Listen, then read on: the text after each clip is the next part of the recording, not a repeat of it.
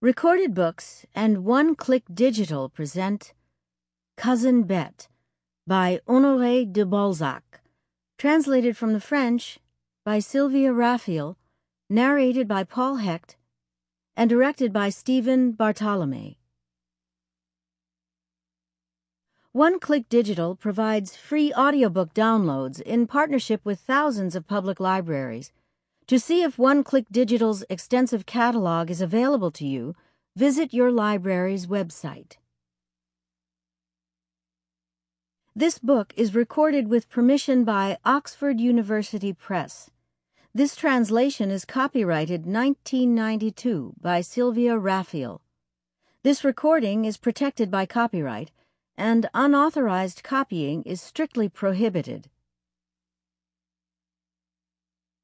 And now, Cousin Bette. Chapter 1. Where Will Love Find a Niche? Towards the middle of July, in the year 1838, a vehicle of the kind known as a milord, which had recently appeared on the Paris streets, was going along the Rue de l'Université. In it was a portly man, of middle height, wearing the uniform of a captain of the National Guard.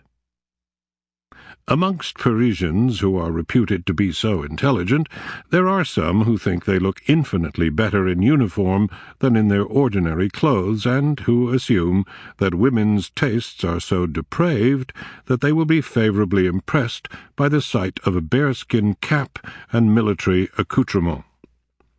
The captain, who belonged to the second company, had a self-satisfied expression which cast a glow over his ruddy complexion and his rather chubby face.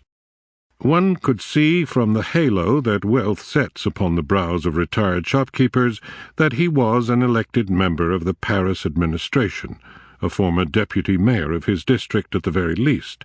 So you may be sure that the ribbon of the Legion of Honor was not missing from his chest, which bulged out swaggeringly in the Prussian manner.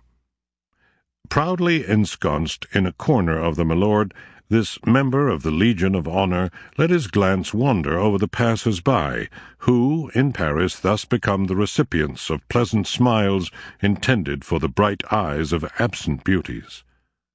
The milord stopped in the part of the street between the Rue de Bellechasse and the Rue de Bourgogne, at the door of a large house recently built on a section of the courtyard of an old mansion standing in its own garden.